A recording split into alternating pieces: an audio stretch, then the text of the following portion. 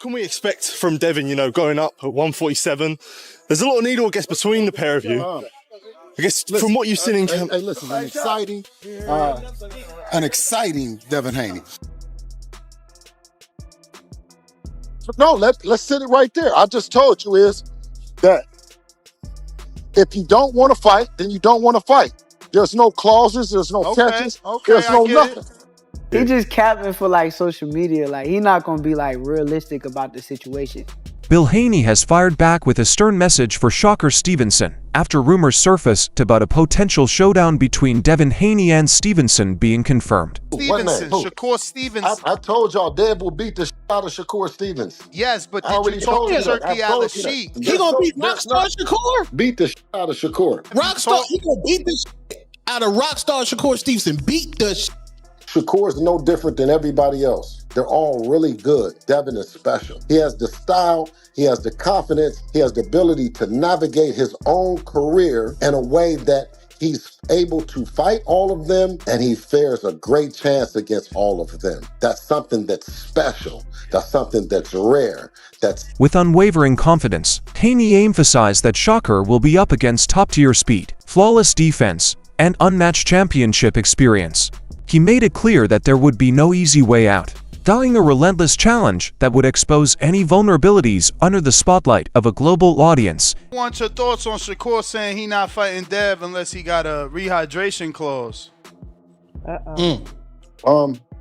Shakur, man, honestly, you know what I mean? Because, you know, I can pop it on channels and like that and do that, and you know what I mean? And we can have fun with it. But, you know, over here on the Boxing Voice, right, I want to ask, in or around the division, every bad motherfucker around Devin has gotten an offer to fight, or they've been in the ring, or, I mean, who else has that happened with? All the fights that the people want to see Devin fight, the person that got either a contract or Devin that got in the ring with him. Can we say that about anybody else? The long-anticipated showdown between Shakur-Stevenson and Devin Haney has evolved into one of boxing's most electrifying potential super fights, with years of history and negotiations fueling the hype. Was that ever something that you wanted to consider though? Like, also, because I think people say this narrative was like, yo, if you know you could beat him, just fight him. Yeah, but why would I fight this nigga for the least money that I could get when it's like, okay, cool, let's go through the WBC, because that's what I did that they're trying to ignore. Right. They're going to ignore that whole part. I said, WBC, y'all do y'all job, enforce the fight, and we're going to do it that way. They gave him the deadline to figure out was he going to fight me or fight Regis. That man decided to move up. Yeah. But I really made the WBC do their job. That's what it really came down to. And whatever is that they was going to offer, that's what it was going to be at the end of the day. So if they would have came back and said 75-25, would you I would have had no choice. I just try to go around the bullshit that was presented, because that's bullshit. Like, I'm a 2-division world champ. I unified at 130 in one of the biggest fights at 130 pounds. Like, if we're going to be realistic. Stevenson has made it clear that any future fight at 147 pounds would come with strict weight restrictions following the weigh-in. Want me to come to 147, I'm coming in with rehydration clause. I don't even do that. But why am I going up to these guys' weight classes if I'm not planning on going there? So any of y'all want to fight me at 147? Yeah, rehydration. 10 pounds. 10-pound rehydration, like the IBF rule, basically. You got to understand, that means on fight night, when we get in the ring, they're going to be 157, maybe 158. Max. No bigger than 160 that night. Right. I'm cool with that. So if we could get it like, all right, like the IBF rule, 10-pound rehydration. Yes, but think about it. If there's no rehydration clause, these guys going to give it up to 170 pounds. Yeah, 175. I'm in the 140s on fight night. Yeah. So if I'm 140, they 170. Bro, I'm not. What am I in here wrestling around with these? Right. Bill Haney has stood his ground on rehydration clauses, firmly stating that he won't tolerate any such restrictions for Devin Haney's bouts. This stance could significantly impact negotiations if Shakur-Stevenson insists on including one in the terms. List, is that a fight you guys are seeking, or are you leaving it alone since he's saying that it would require Devin to get a rehydration clause? Is that something you're willing to get on a phone and discuss how many pounds exactly? Well, when you're speaking about Debo, you might hear a whole lot of that's inconsistent with things that you say about normal fighters. When you talk about a generational talent like Dev, you would expect those that are elite to look to have, to be on a level playing field. What you weigh is what you weigh, and how you get down the next day is, it's what it's all about, and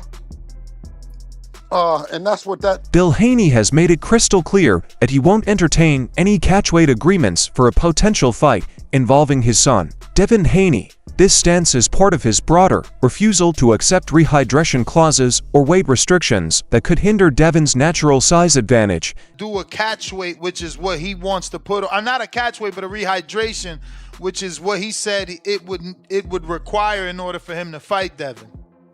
No, what he said was that he doesn't do any negotiation. He has a management team that does it. And let's just stay and keep it right there.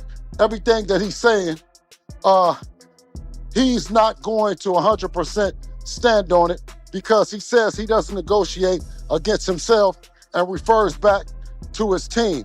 So I can't take any of that serious, especially, like I said, given an opportunity that you understand that he says that based on Conor Ben doing something that he felt might be unfair and putting it on Chris Eubank is what he's saying that he might. Bruce Carrington believes Shakur-Stevenson will outclass Devin Haney by mastering distance, timing, and angles.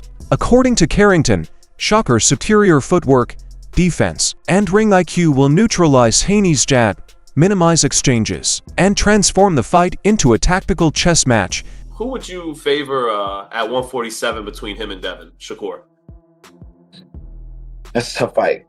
I like both of those styles together, but I do think that Shakur is just more defensively aware, sound and aware. It's possible that Shakur may win that fight. I feel like he's a problem for a lot of guys because of his style. But Devin and both of those styles together, that's a great matchup. And I don't know. That's actually a really good fight. I genuinely don't know. Many analysts believe Shakur-Stevenson has everything needed to become boxing's next major star. With his technical prowess, defensive mastery, and exceptional boxing IQ positioning him to lead the sport forward. As fans increasingly value skill and technique over raw power, Stevenson is seen as the fighter who can carry the torch. Devin Haney, Conor Ben, there's a lot of fights that Shakur can be involved in and beat all these dudes, man. Beat all of them. Has a chance of beating all of them, right? And solidifying, his mark in the sport, being, the great of his generation. When Crawford left, I told y'all that, Shakur was the next guy on the throne. And I truly wholeheartedly still believe that. I know there's guys that has worked with Shakur in the past that swear up and down. Oh, I even forgot Murataya is there too. Guys like Andy Cruz. I mean, there's a lot of talented guys that people respect that Shakur has the ability to freaking challenge. His disciplined approach and ring intelligence distinguish him, positioning him as a potential cornerstone of boxing's future. With each significant victory and an undefeated record, he continues to solidify his status as a defining figure in the sport. Fighting all those guys and putting that on his resume, man, we talking about legendary status. We talking about Mount Rushmore type of stuff, because You know, all these guys are the elite guys of this generation, and people respect them.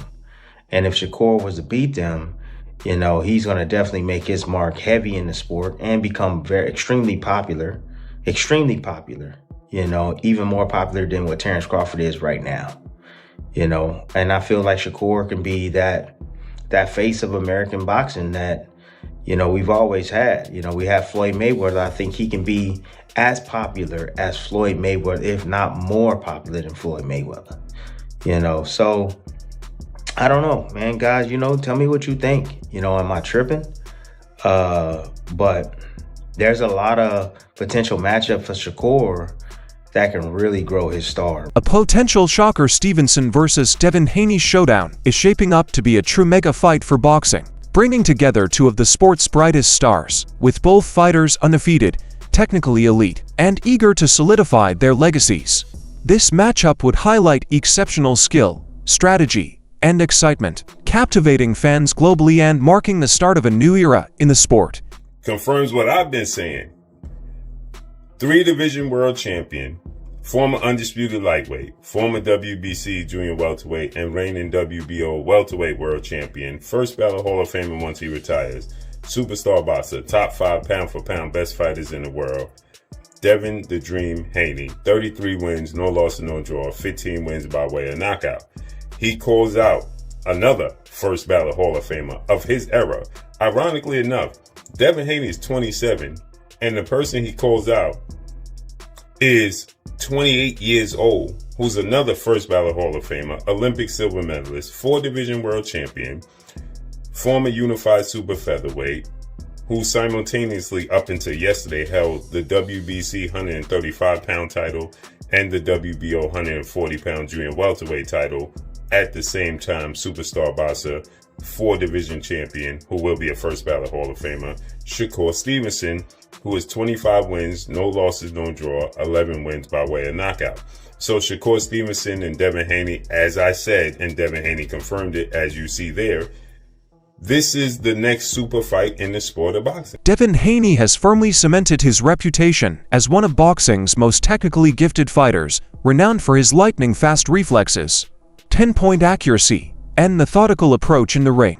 His ability to control fights, adapt to opponents, and stay composed under pressure has earned him widespread praise, making him a formidable challenge for anyone. Analysts like Bernie have pointed out that Haney's combination of speed, strategy, and discipline makes him a true test for even the most accomplished champions. When comparing Haney to Shakur Stevenson, the potential clash takes on even more significance. Both bring elite-level skill, sharp boxing intelligence, and a burning desire to solidify their legacies. This fight would be more than just a talent showcase. It could define their careers. Bernie emphasized that the matchup would highlight high-level strategy, resilience, and technical mastery, making it a must-watch event for boxing fans across the globe. Because now Shakur is a 4-weight world champion. Devin is a 3-weight world champion. Devin was undisputed, but now Shakur is a 2-time lineal champion. You know, so he's a 2-time Ring Magazine winner. You know, 2-time unified champion. If you want to add the ring, as far as with the WBO, he was unified at 130. You know, so he's a 2-time unified champion, 2-time lineal champion. Beat a guy like Teofimo Lopez, who rises to the occasion. Had a close fight with George Kambosos. You can make a claim that he was fighting out of frustration or out of emotion. You know, and that was it. He was in his prime too. You know, Josh Taylor seemed to be drained at 140. Not taking away from Devin, but he was already moving up to 47, they were saying. You know, Lomachenko was a little older and smaller. So, you know, they about even in terms of that. Greg Hackett asserts that Shakur Stevenson is deliberately avoiding a fight with Devin Haney, recognizing that Haney brings the same elite skill set to the table. According to Hackett, Haney's speed, defense, discipline, and ring IQ mirror Shakur's strengths, nullifying any stylistic advantage Stevenson typically holds. Hackett argued that Shakur tends to favor opponents who are either slower or more aggressive, allowing him to dictate the pace and control range. However, Haney would turn it into a high-level chess match, offering no easy openings. Hackett emphasized that the risk-to-reward ratio doesn't favor Shakur, especially against a fighter who can match him both technically and mentally for 12 rounds. making the fight far more perilous than many fans might realize. He knows Dev has something for him, but he got something for Dev. It's a great fight. He know he could possibly lose to Dev.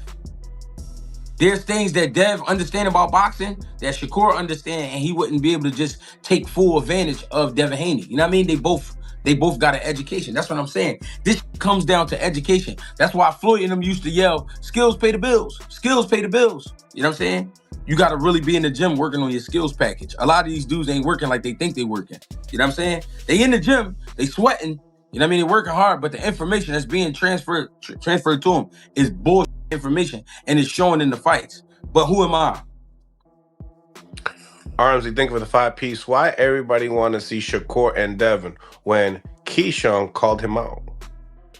All of those is great fights. Many experts argue that Haney-Stevenson isn't avoiding Devin Haney, but is instead targeting more significant challenges to elevate his legacy. Reports suggest that Stevenson has explored the possibility of facing Conor Benn, signaling a focus on high-profile, career-defining fights rather than simply taking the next available opponent. This strategy reflects a calculated approach, with Stevenson prioritizing long-term impact and legacy over immediate bouts. By carefully selecting opponents who can test his skills at the highest level and enhance his reputation, Stevenson is positioning himself for marquee matchups that could define his career.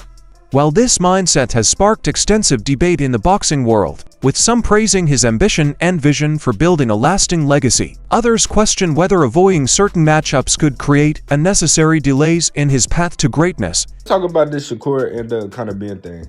Shakur's been getting a lot of flack because fans feel like that Shakur is ducking Devin Haney.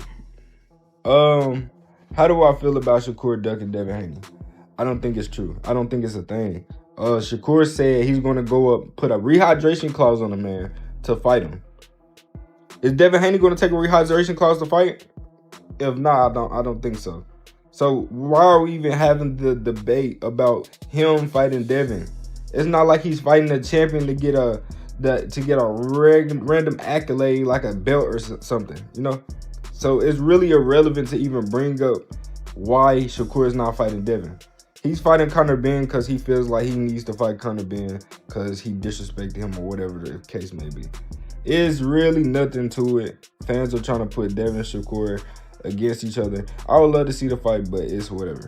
Haney-Stevenson has made it clear that he's determined to achieve greatness in boxing and isn't intimidated by tough challenges. In response to critics who question his size and claim he may be too short to compete effectively at 147 pounds against fighters like Devin Haney or Conor Benn, Stevenson spoke with unwavering confidence. He stressed that physical attributes alone won't determine his success in the ring, pointing to his skill, speed, defensive mastery, and ring intelligence as the key tools that enable him to compete at the highest level, no matter his size. Stevenson's mindset reflects a focus on strategy, preparation, and adaptability, demonstrating his readiness to face elite opponents and cement his legacy. By directly addressing doubters and expressing his ambition to take on high-profile, significant fights, he not only shows confidence, but also a clear vision for his career, making it evident that he intends to prove the naysayers wrong and leave a lasting mark on the sport.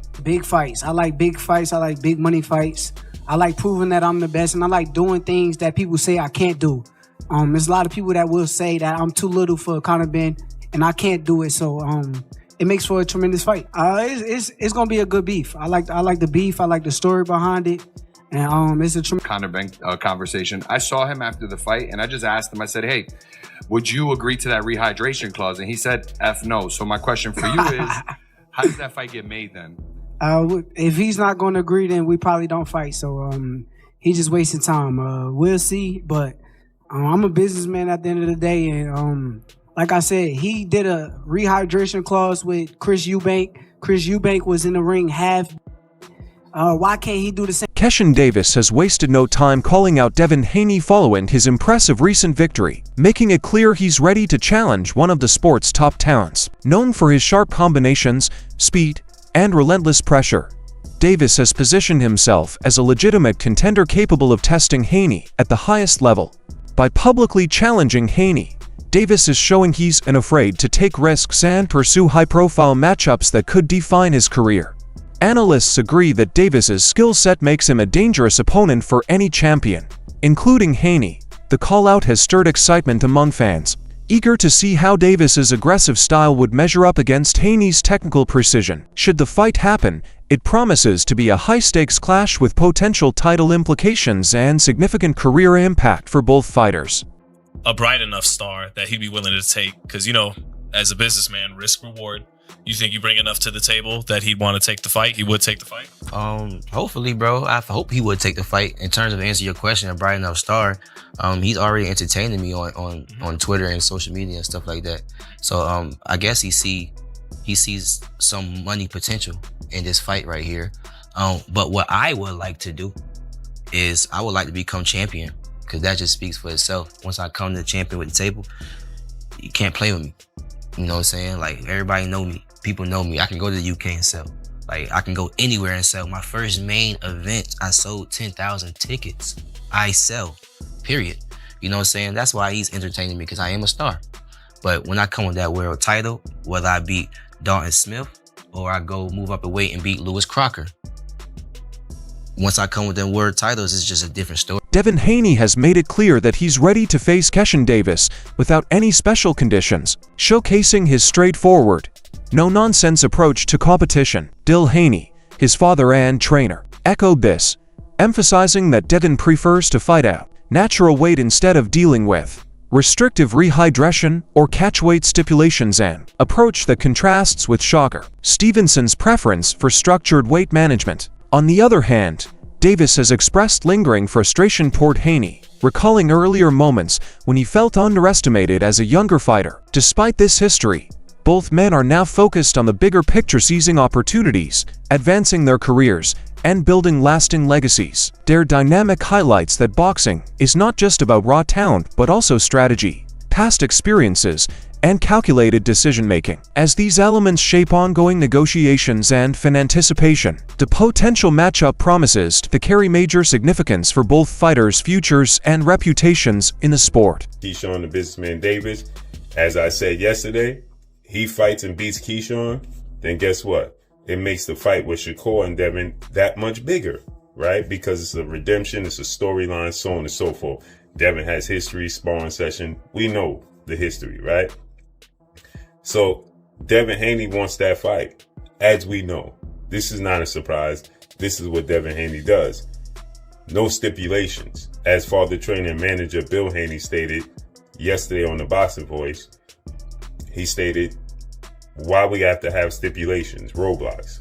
We ain't trying to do that. Devin moved up so he don't have to drain himself. Why would he have to drain himself? Right? Nonetheless, Shakur wants a 10-pound rehydration course. Kayshawn the Businessman Davis, as you're going to see right here, he explains why he don't like Devin Haney.